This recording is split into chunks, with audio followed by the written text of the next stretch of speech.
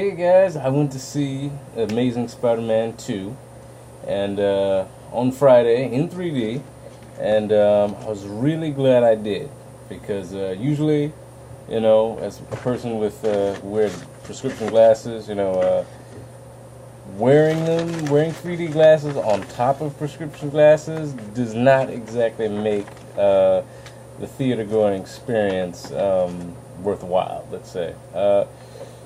But I'm extraordinarily glad that it did because, all in all, there are very specific points throughout the movie that are just feast for the eyes. Like, it really is just like from the very first scene. The first scene with Spider-Man in it is just amazing. It gave me goosebumps. It really did. It just seemed so real. It was just like Spider-Man.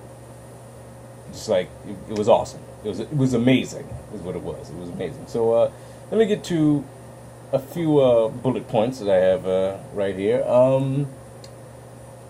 The acting was on point. Everyone was just on point. I didn't dislike anyone's performance whatsoever. There was some points where it was kind of iffy, but I'll get to that individually. The character J. Jonah Jameson does not appear physically, which I can understand why, because the first guy that did it, in Spider-Man, he was perfect. So why have him, appear in this reboot with if it's not him. But there is communication between him and Spider-Man via email, so he is represented. I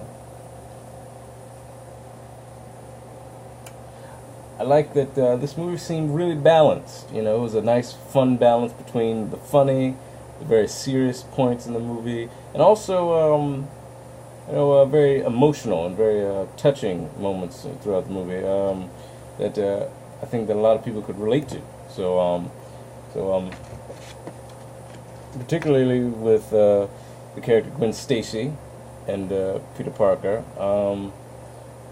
I've heard some people say that they thought that the movie was too much of a love story, but in hindsight, thinking of this movie as not just a setup but a sequel, you have to have scenes in the movie that expand on their relationship. So, given that, and the fact that this is a spoiler review, and it was probably titled that, so being that that Gwen Stacy is going to die, without having these scenes, it takes away from the death at the end, and which I'll come back to in a second.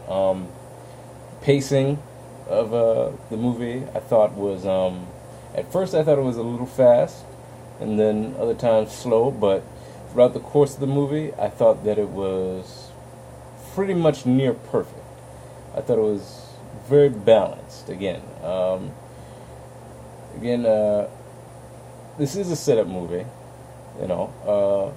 having Harry Osborn turn into the Green Goblin, and Electro, member of the Sinister Six, and Rhino.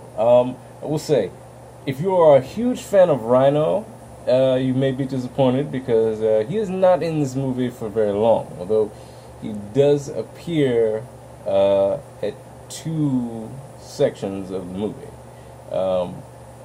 He's not exactly put on spotlight, let's say. But then again, that's what you get when you put three villains into a superhero movie, or at least in a Spider-Man movie.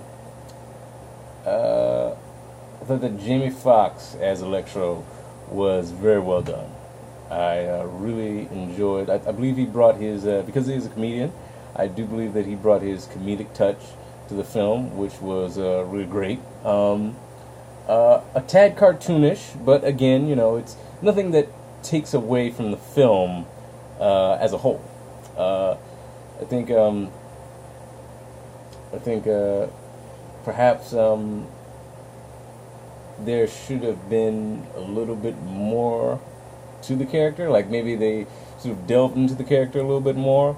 Um, However, I do believe that that could possibly be expanded on in a sequel. Given that the way he his final battle with Spider-Man ends, it does seem as though he could very well come back, given the nature of the way he I guess disappears really. So having the character still alive, unlike Gwen Stacy, the open the door to have a flashback scene or something of that nature within the coming trilogy.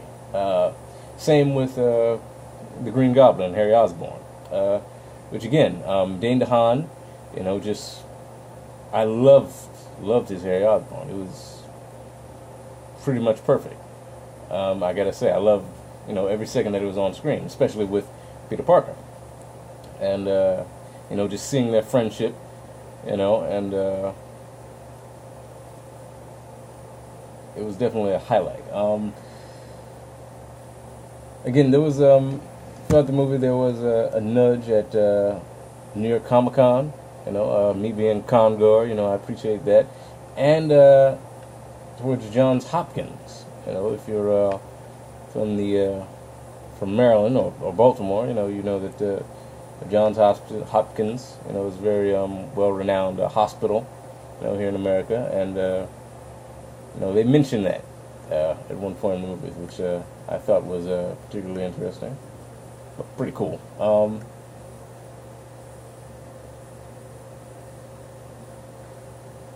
Some point during the film, when Jamie Foxx has become Electro, his face seems kind of odd at particular some scenes. It's not totally horrible, but it looks kind of funny. Let's put it that way. Perhaps in the next installment of the movie, they'll shell out a little bit more cash, seeing how this movie performs in the box office. Once again, just the acting was really on point. I think everyone did an amazing job, and there was a lot of Easter eggs throughout this movie.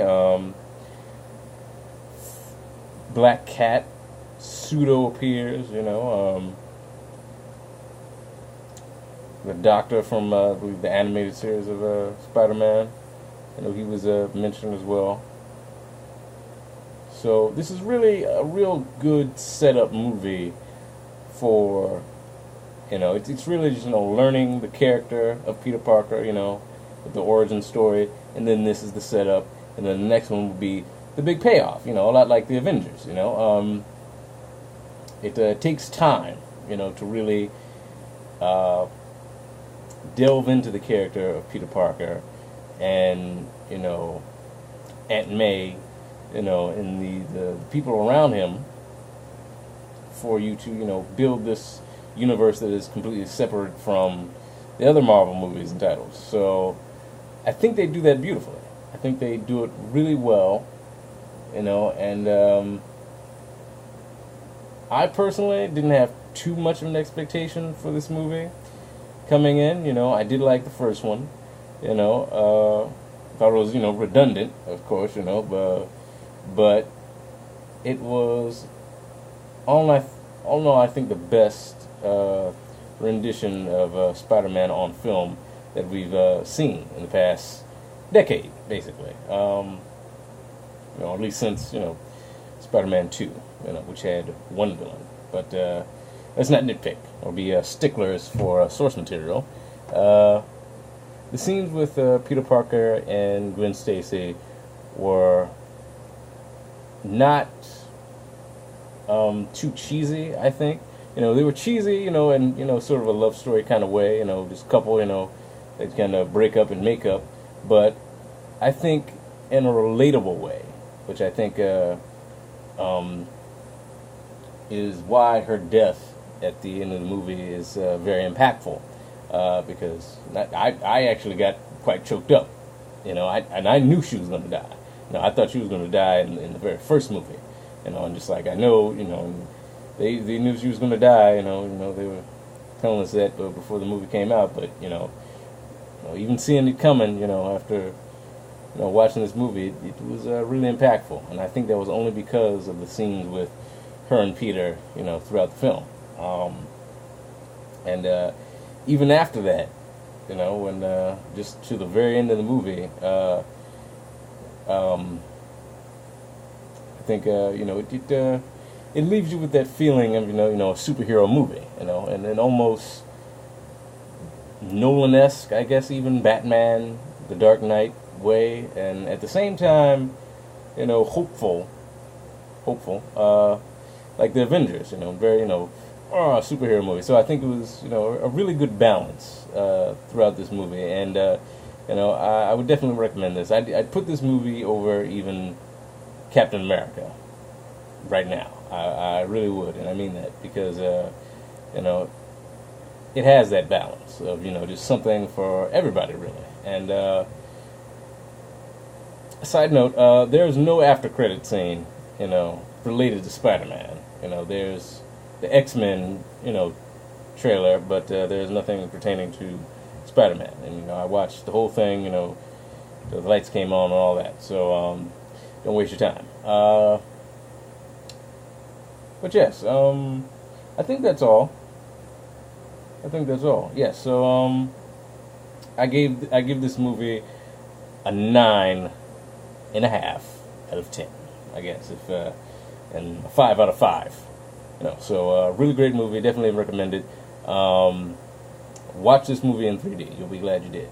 It is worth the price of admission. Definitely, absolutely. I'm in support of this movie 110%. Amazing Spider-Man 2. Definitely amazing. So, yes, forget what everybody else says. This movie, you want to see this movie in 3D. Not on Redbox, not on DVD, in the theaters in 3D. IMAX, all of that. With nachos and popcorns and the whole 9 yards. So yes, thanks you guys for watching. Follow me on Tumblr, Twitter, and Instagram. And like, comment, and subscribe. Definitely do that for more and comment reviews. So, yes, and I'll see y'all next time. I love you. Peace.